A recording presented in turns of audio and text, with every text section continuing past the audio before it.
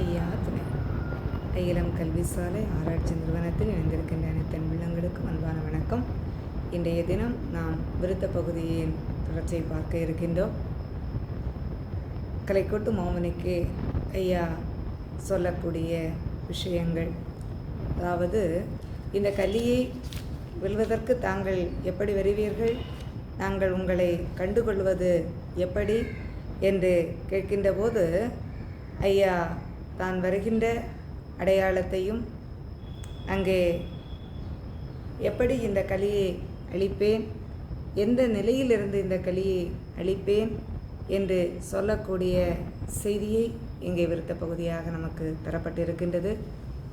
கலி அழிப்பதற்கு நாம் எப்படி இருந்தால் கலி அழிக்க முடியும் என்ற செய்தியும் இங்கே சொல்லப்பட்டிருக்கின்றது. நாம் விருத்தத்தின் மூலம் பார்ப்போம்.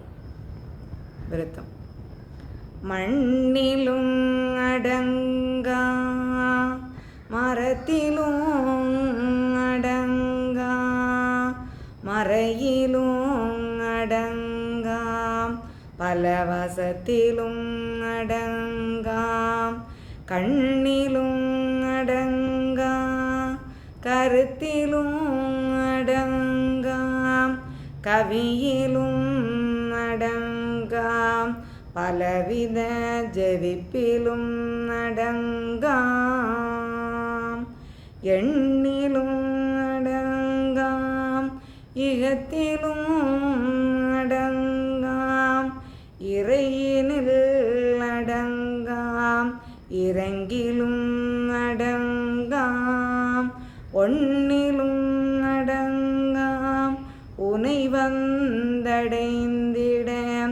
உரைத்திட மருளன பதத்தடிமிசை விழுந்தான். எம்பெருமானிடம் கேட்கின்றார், நீங்கள் எதிலும் அடங்க மாட்டேன் என்று சொல்லுகின்றீர்களே. அதாவது ஐயா சொல்வார்கள், சாஸ்திரத்தில் அடங்கேன், சதுர்மறையை தாண்டி இருப்பேன், சேத்திரத்தில் அடங்கேன், செய்யும் தவத்தில் அடங்கேன், அன்பில் அடங்கேன், அறத்தில் அடங்கேன், ஒம்பில் அடங்கேன், வணங்கில் அடங்கேன், இப்படி சொல்லுகின்ற போது, அப்படி என்றால் நீங்கள் மண்ணில் அடங்க மாட்டேன், மரத்தில் அடங்கினா இறைவனால் படைக்கப்பட்ட அத்தனை இந்த பிரபஞ்சமே இறைவனால் படைக்கப்பட்டது. இப்போ அந்த இறைவனால் படைக்கப்பட்ட அந்த பிரபஞ்சத்தை நாடி மக்கள் ஒவ்வொரு நிலையிலும் இறைநிலையை அடைகின்றார்கள். அவரவருடைய அந்த ஞான நிலைக்கு ஏற்றவாறு இறைவனை பல நிலைகளில் வழிபட்டு அங்கே அந்த இறைவனோடு ஐக்கியமாகின்றார்கள். இது முந்தைய நிலை. ஆனால் கலியுகத்தினுடைய நிலை சற்று மாறுபட்டிருக்கின்றது. இறைவனை அடைய வேண்டுமென்றால் முற்றிலும் முந்தைய நிலையானது மாற்றப்பட வேண்டும்.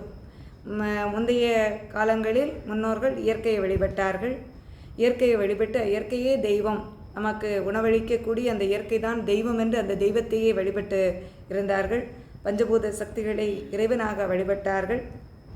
அப்படி வழிபட்ட அந்த மண்ணில் அடங்க மாட்டேன். மண்ணை நீங்கள் தெய்வமாக வழிபட்டாலும் அடங்க மாட்டேன். மரம் செடி கொடிகளையெல்லாம் நீங்கள் தெய்வமாக வழிபட்டாலும் அதிலும் நான் அடங்க மாட்டேன். மறை என்று சொல்லக்கூடிய இறைவனை அடைவதற்கு காட்டப்பட்டிருக்கின்ற வேதங்கள், அந்த வேதத்தில் அடங்க மாட்டேன். பல வச ஜபிப்பு, பல விதங்களில் இறைவனை அடைவதற்கு இதற்கு முன்பு நமக்கு வழிகாட்டப்பட்டிருக்கின்றது. புராணங்கள் வாயிலாகவும், இதிகாசங்கள் வாயிலாகவும், உபநிடதங்கள் வாயிலாகவும், நிகண்டுகள் வாயிலாகவும் இப்படி பல நிலையில் மக்கள் நெறியோடு வாழ்ந்து இறைவனை அடைய வேண்டும் என்று வழிகாட்டப்பட்டிருக்கின்றது. அந்த வழியிலும் நான் அடங்க மாட்டேன். கண்ணிலும் அடங்கேன். கண்ணும் கருத்துமாக இருந்து வாழ்ந்து இறைவனை அடைய வேண்டும் என்று அங்கே காணுகின்ற பொருளெல்லாம் இறைவனாக பார்த்தால் கூட நான் அதில் அடங்க மாட்டேன்.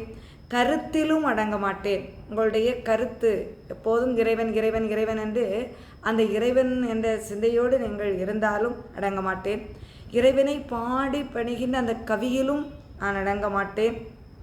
பலவிதமான ஜபம், நாம ஜபம் பல விதங்களில், அதாவது ராமா ராமா என்று சொல்லக்கூடிய, கந்தா கந்தா என்று சொல்லக்கூடியது, ஓம் நமோ நாராயணா என்று சொல்லக்கூடிய மந்திரம், ஓம் நமச்சிவாயா என்று சொல்லக்கூடிய மந்திரம், இப்படி பலவிதமான மந்திரங்கள் சொல்லக்கூடிய அந்த மந்திரங்களிலும் நான் அடங்க மாட்டேன்.